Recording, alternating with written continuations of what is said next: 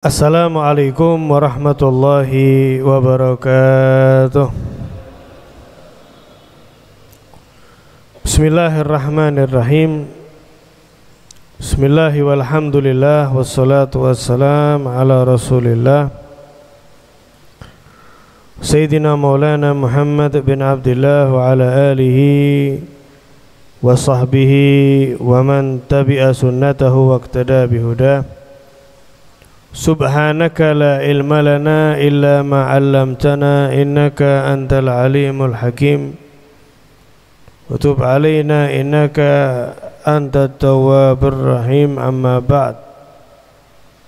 Hadirin hadirat rahimakumullah. Alhamdulillah, melanjutkan daripada nasihat Al-Imam Al-Habib Abdullah bin Alawi Al-Haddad radhiyallahu ta'ala anhu wa nafa'ana bihi wa bi ulumihi fid dharain amin, yaitu masih tentang pentingnya menjaga kebersihan zahir dan batin.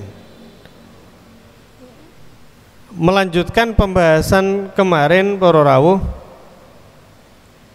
bagaimana pentingnya menjaga kesucian baik daripada hadas maupun daripada najis. Beliau Habib Abdullah Al-Haddad melanjutkan kalamnya dengan mengatakan qala radhiyallahu ta'ala anhu wa 'alaika bitajdidil wudu likulli fariidhah wajtahid an la tazal ala taharah wajaddid al-wudu'a kullama ahdatsa fa innal wudu'a silahul mu'min wa mata kana silahu hadiran lam yatajasaril adu ala dunuwi minka. Beliau memberikan nasihatnya, arahannya, bimbingannya kepada kaula panjenengan, hendaknya dirimu bitajdidil wudu, untuk berupaya selalu memperbaharui wudu, likulli faridatin, di setiap sholat fardu yang dilaksanakan. Nah, niki yang dimaksud ketika kita dalam keadaan masih punya wudu. Nggih, masih panjenengan sholat duhur sampai asar, waktu mau sholat asar masih punya wudu. Nah, niki disunahkan wudu lagi, tapi nggak wajib. Nggih. Lah nek setelah sholat duhur batal mau sholat asar, ya wajib. Nggih, bukan anjuran tapi napa? Wajib. Nah, niki maksudnya kalau masih punya wudu kemudian mau sholat fardu yang berikutnya, sunnah diperbaharui. Wajtahid, dan berusahalah dirimu selalu dalam keadaan punya wudu, selalu dalam keadaan suci, sehingga engkau selalu memperbaharui wudu setiap hadas. Buang air kecil, menisan wudu, batal, langsung wudu lagi. Sebagaimana kemarin ya saya katakan, pertemuan hari ini insyaallah kita akan membahas diantaranya perkataan daripada kaum arifin, fadilah para rawuh, ketika seseorang niku selalu menjaga wudunya. Jadi batal wudu lagi, batal wudu lagi. Qala ba'dul arifin, ini disebutkan dalam kitab Al-Jawahir Al-Lu'lu'iyah. Sebagian kaum arifin mereka mengatakan man dawama 'alal wudu, barang siapa yang terus-menerus melanggengkan menjaga wudunya, akramahullahu ta'ala bisab'i khisal. Siapa yang menjaga wudu akan dimuliakan kali Gusti Allah, dikaruniai 7 perkara ini yang tidak dimiliki oleh hamba pada umumnya. Ini keistimewaan orang yang menjaga wudu. Yang pertama, targhabul malaikah fi suhbatihi. Nah, orang kalau selalu menjaga wudunya niku, hadirin hadirat, malaikat niku senang untuk mendampinginya. Nah, sebagaimana kita bahas kemarin, ketika seorang hadas, apalagi hadas besar, junub, niku malaikat melarikan diri. tidak mau dekat-dekat. Bahkan dikatakan sebuah rumah yang di situ ada orang junub, malaikat tidak mau masuk. Nah, kebalikannya, ketika seorang selalu menjaga wudunya, maka para malaikat itu senang untuk selalu mendampinginya. Yang kedua, wala yazalul qalamu ratban min kutbi thawabih. Selama seorang niku menjaga wudunya, berupaya selalu dalam keadaan punya wudu, niku selama dia punya wudu, catatan amalan kebaikannya akan selalu basah, selalu ditulis. Loh kan enak nggih. Punya wudu niku catatan pahala terus dicatat. Selalu basah catatan kebaikannya niku ditulis. Semakin lama semakin banyak. Wa tusabbihu a'dha'uhu wa jawarihuh. Anggota badannya akan ikut berzikir kepada Allah, bertasbih, mensucikan Allah. Yang ketiga. Nah, ini kalau seorang langgeng menjaga wudu. Yang keempat, wala tafutuhu takbiratul ula ma'al imam, yaitu insya Allah akan dipermudah kali Gusti Allah untuk selalu konsisten sholat berjamaah, bukan hanya berjamaah para rawuh, yaitu tidak tertinggal takbiratul ihram yang pertama di rakaat yang pertama bersama imam. Karena hadirin hadirat, sholat jamaah niku afdol. Nah, paling afdolnya sholat jamaah niku ketika kita takbir tidak lama setelah imam takbir. Nah, ini para fuqaha niku memberi ukuran setelah imam takbir tidak sampai durasi bacaan Fatihah, kita juga takbir. Misal imam Allahu Akbar, nah, durasi sekiranya bacaan Fatihah belum sampai durasi itu selesai, panjenengan takbir, berarti panjenengan mendapatkan fadilah takbiratul ihram ma'al imam. Niki fadilah di dalam fadilah. Nah, ini orang yang selalu menjaga wudunya niku diberi keutamaan, insya Allah nggak bakal luput, selalu dapat keutamaan itu, dipermudah langkahnya untuk berjamaah. Berikutnya wa idza nama, orang yang langgeng menjaga wudu niki jika dia tidur, ba'atsallahu ta'ala ilaih malaikah yahfazunahu min syarri tsaqalain. Oh, enak nggih. Ketika tidur akan dijaga kali Gusti Allah daripada keburukan jin dan manusia. Aman, tentram. Selalu wudu, mau tidur pun wudu. Nah, niki aman niki. Yang keenam, istimewa sekali niki. Wa yusahhilullahu ta'ala alaih sakaratul maut. Akan dipermudah kali Gusti Allah ketika detik-detik dirinya akan kembali kepada Allah, ketika sakaratul maut niku dipermudah prosesnya. Mudah-mudahan kita termasuk, ya amin ya rabbal alamin. Sakaratul maut niki beda-beda nggih. Sebagaimana disebutkan di kitab Tanbihul Mukhtarin, diantaranya ngeri para rawuh sakaratul maut niki, wah luar biasa. Ada yang berpendapat seperti kambing yang dikuliti hidup-hidup. La haula wala quwata illa billah. Wong kita ini kadang kesandung, mbah kejepit sedikit, mbah nggih, kecubit, mbah kena duri, niku sakit perih. Kita bisa bayangkan seperti dikuliti hidup-hidup. Ada yang mengatakan seperti misalnya ada tumbuhan niku full duri. Nggih, full duri niku masuk ke dalam tubuh kita, kemudian ditarik secara langsung. Bermacam-macam, tapi ada para rawuh seorang niku sakaratul mautnya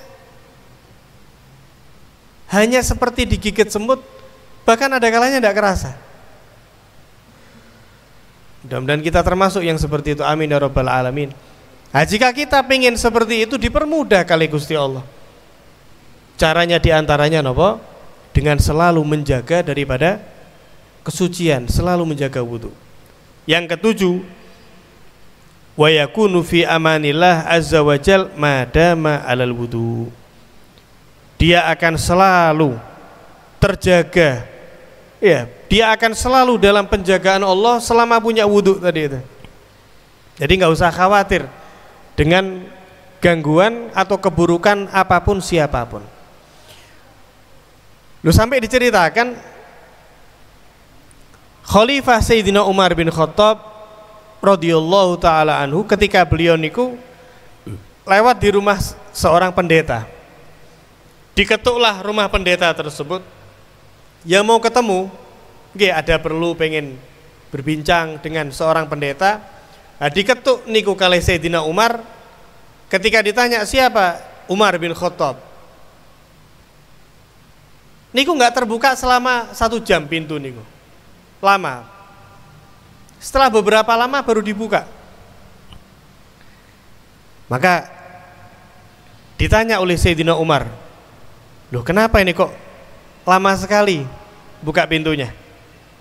Maka dijawab oleh rohib pendeta tersebut, ya mohon maaf wahai Umar, Allah Ta'ala ila Musa alaihissalam, karena saya itu mendapatkan pengetahuan bahwa Allah Ta'ala dulu itu pernah berwahyu kepada Nabi Musa seraya mengatakan idza khifta sultanan fatawaddo wa'mur ahlaka bihi. Engkau wahai Musa, jika engkau khawatir dengan keburukan atau gangguan daripada pemimpin, seorang penguasa, fatawaddo, maka kuncinya satu, berwudulah wahai Musa. Dan perintah keluargamu untuk wudu wahai Musa.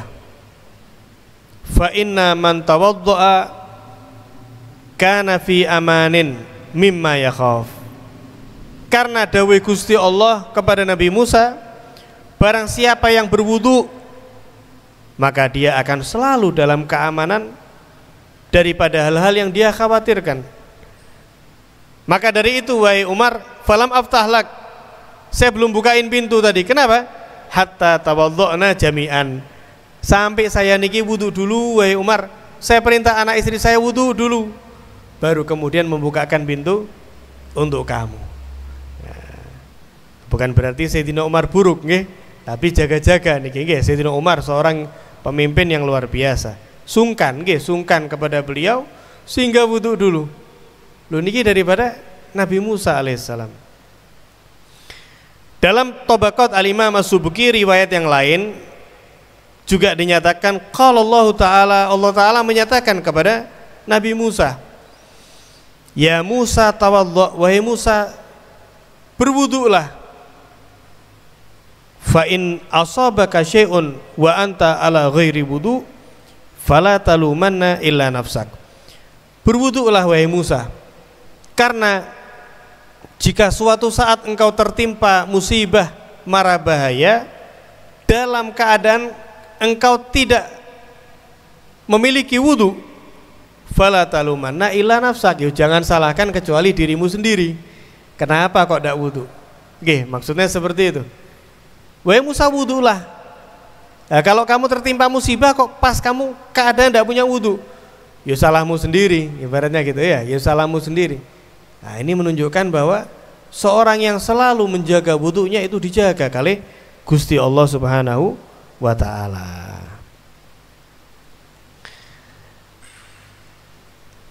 Fa innal wudu silahul mu'min. Beliau pun mengatakan, Habib Abdullah, wudu niki merupakan senjata tameng daripada seorang yang mukmin.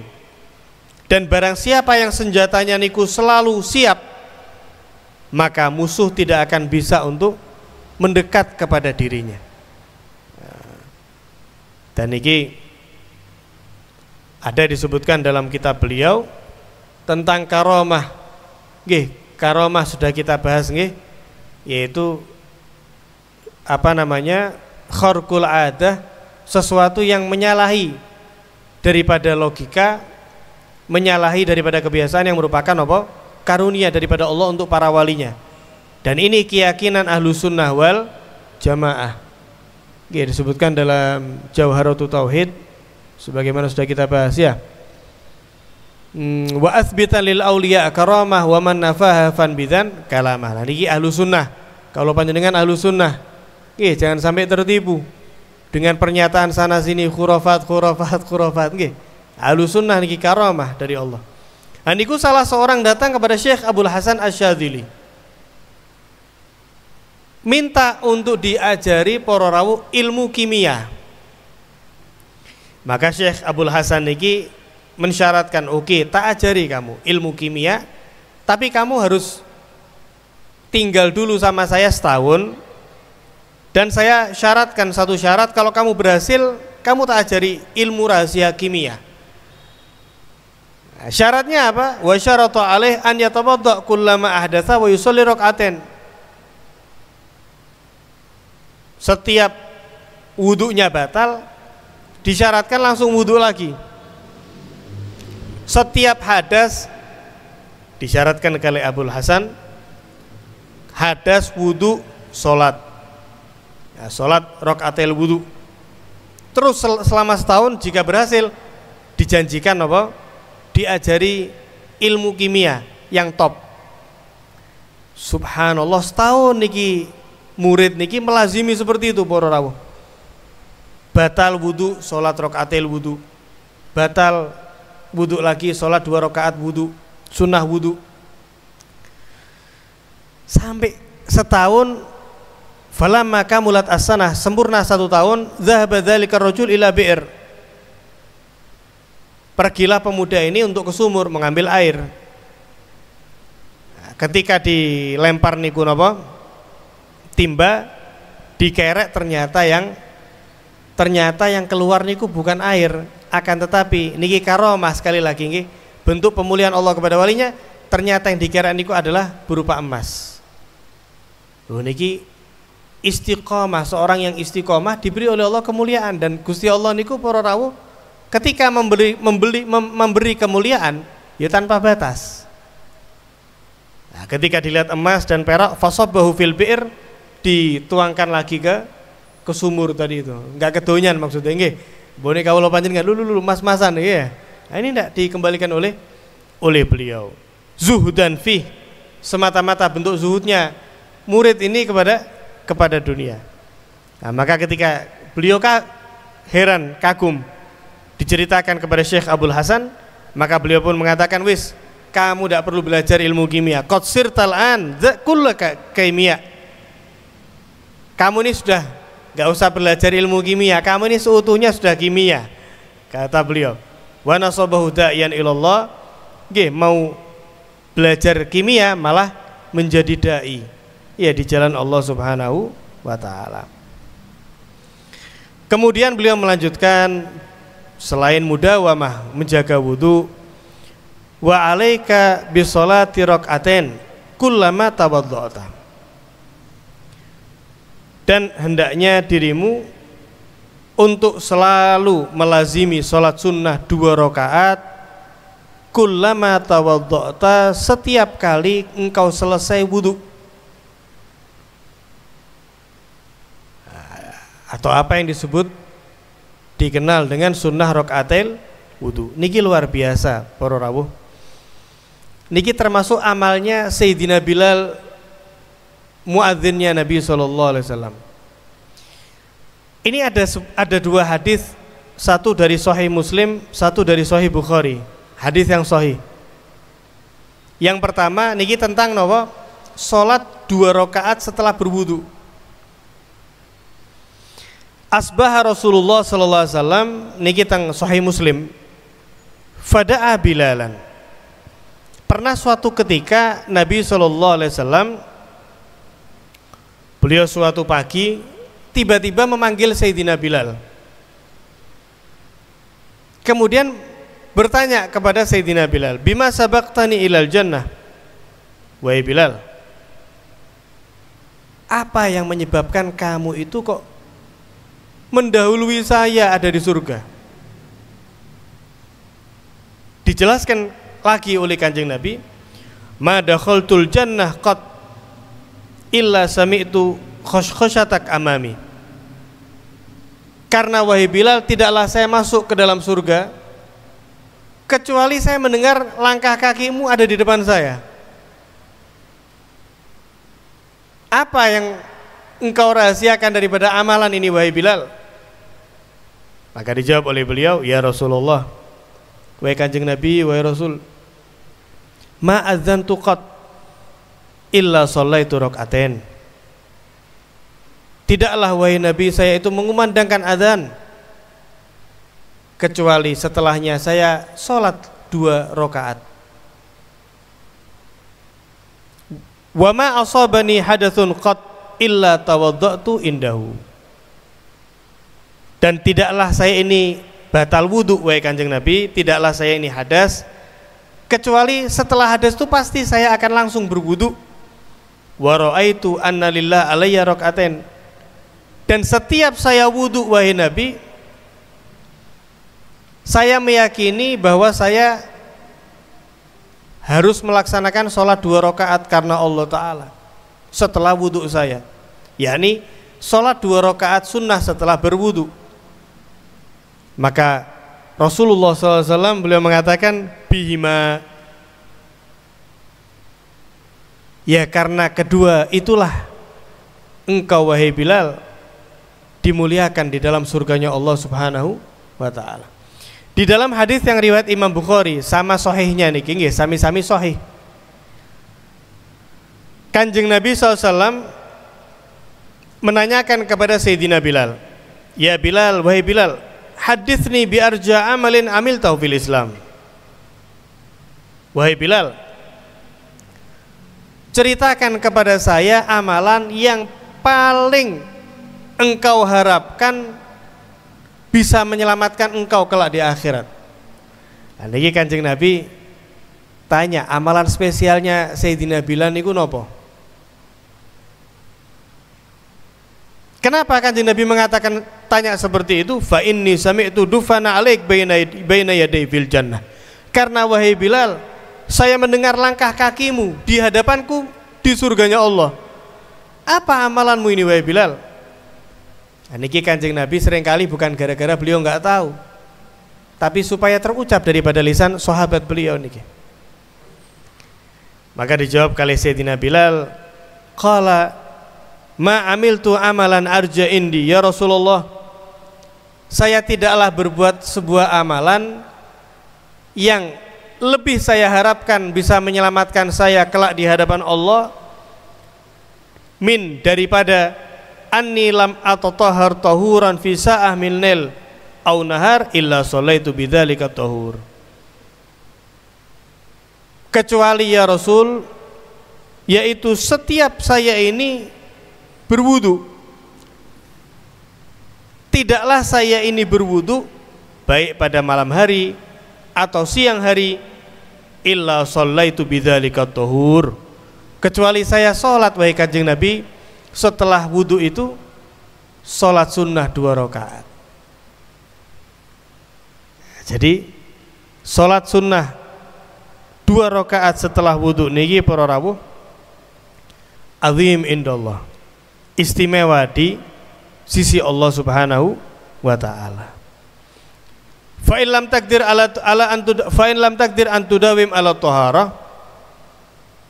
Nah, jika kamu tidak bisa kalau terus menerus menjaga wudhu, nggih boten sakit misalnya setiap batal wudhu lagi, tidak apa-apa kata beliau.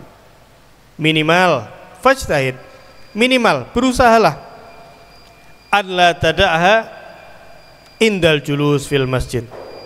Minimal ketika i'tikaf punya wudhu. Okay. Wa qiraatil Quran, ketika membaca Al-Quran punya wudu. Ya niki maksudnya membacanya nggih, nek membawa Al-Quran wajib nggih. La yamassu ilal mutahharun.